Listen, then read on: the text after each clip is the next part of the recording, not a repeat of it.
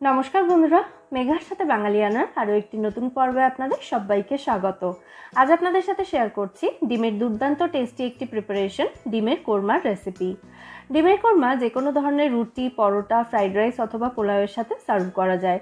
এটা খেতে অসাধারণ সুস্বাদু হয় এবং বানানোও কিন্তু ভীষণ সহজ। তাহলে চলুন আজ এই ডিমের কোরমার রেসিপি দেখে নেওয়া যাক। প্রথমে একটা কড়াই ভালো করে গরম করে তার মধ্যে 2 টেবিল চামচ তেল এবং হাফ চা চামচ মতো ঘি একসাথে মিশিয়ে খুব ভালো করে গরম করে নিতে হবে। এটা গরম হয়ে যাওয়ার পর এর মধ্যে আমি দিয়ে দিচ্ছি একটা মাঝারি সাইজের পেঁয়াজ কুচি। পেঁয়াজটা একদম ঝিরিঝিরি করে আমি কুচিয়ে নিয়েছি। এই পেঁয়াজটার বেরেস্তা তৈরি করে নিতে হবে। মাঝারি আঁচে পেঁয়াজটা ক্রমাগত নাড়াচাড়া করে এরকম ব্রাউন এবং ক্রিস্পি হওয়া পর্যন্ত ভেজে তারপর তুলে নিতে হবে।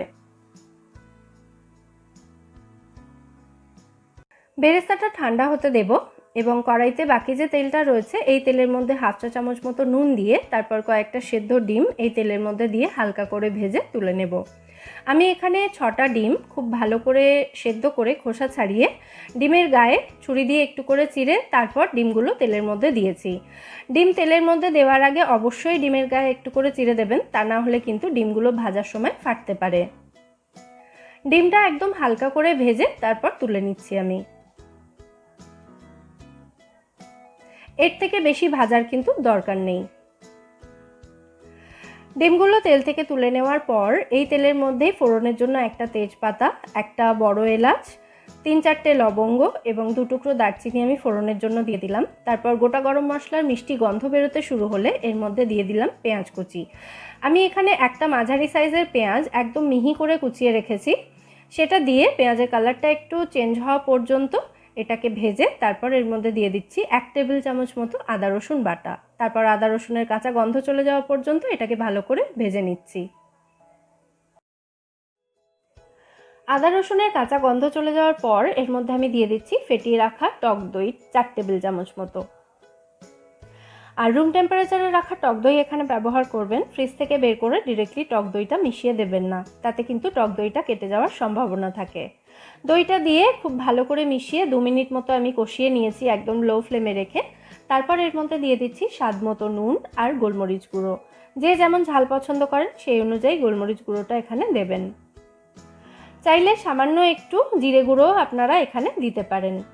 টক দইয়ের বাটিটা ধুয়ে সামান্য একটু জল দিয়ে এই মশলাটাকে আরও 2 থেকে 3 মিনিট মতো আমি কষিয়ে নিয়েছি।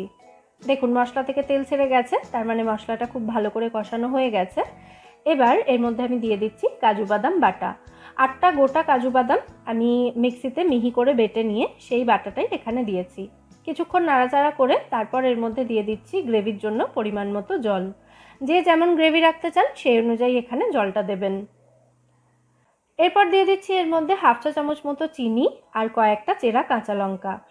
যেহেতু এখানে টক দই ব্যবহার করেছি তাই টক দইয়ের টক ভাবটা ব্যালেন্স করার জন্য সামান্য একটু চিনি দেওয়া কিন্তু ভীষণই গুরুত্বপূর্ণ। ভালো করে মিশিয়ে নিয়ে গ্রেভিটা ফুটতে শুরু করলে এর মধ্যে দিয়ে দিচ্ছি ভেজে রাখা ডিমগুলো। আবার ভালো করে নাড়াচাড়া করে দিয়ে তারপর কড়াইটাকে ঢাকা দিয়ে একদম লো ফ্লেমে রেখে গ্রেভির মধ্যে ডিমটাকে রান্না হতে দিতে হবে 5 মিনিট মতো। 5 মিনিট পর আমি ঢাকনা খুলে নিয়েছি, নিয়ে আরও একবার ভালো করে এটাকে মিশিয়ে দিচ্ছি। এবার যে বেরেস্তাটা তৈরি করে রেখেছিলাম, মানে পেঁয়াজ ভাজাটা ছিল, সেটা হাতের মধ্যে এভাবে একটু গুঁড়ো করে নিয়ে আমি ছড়িয়ে দিলাম। আর এর সাথেই দিয়ে দিলাম হাফ চা চামচ মতো ঘি এবং হাফ চা চামচ মতো গরম মশলা গুঁড়ো। তারপর সমস্ত উপকরণ আবার খুব ভালো করে মিশিয়ে নিচ্ছি। আমাদের ডিমের কোরমা এখানে কিন্তু অলমোস্ট রেডি। এবার আমি গ্যাসের ফ্লেমটা অফ করে দিয়ে কড়াইটাকে ঢাকা দিয়ে 5 মিনিট মতো এটাকে এভাবেই রেখে দেবো স্ট্যান্ডিং টাইমে। 5 মিনিট পর আমাদের ডিমের কোরমা এখানে একদম রেডি সার্ভ করার জন্য। যে কোনো ধরনের রুটি, পরোটা, ফ্রাইড রাইস বা পোলাও দিয়ে এটা সার্ভ করুন, খেতে অসাধারণ টেস্টি হয়। এটা সার্ভ করে নিয়ে ওপর থেকে আমি আরও কিছুটা বেরেস্তা এভাবে ছড়িয়ে দিচ্ছি সাজানোর জন্য। তাহলে দেখলেন কত সহজে তৈরি হয়ে গেল ডিমের কোরমা। অবশ্যই রেসিপিটা ট্রাই করবেন বাড়িতে এবং আমায় জানাবেন রেসিপিটা আপনাদের কেমন লাগলো। রেসিপি যদি ভালো লেগে থাকে ভিডিওটাকে বরাবরের মতো একটা লাইক এবং শেয়ার করে প্লিজ আমার চ্যানেলটা সাবস্ক্রাইব করে নেবেন যদি এখনও না করে থাকেন।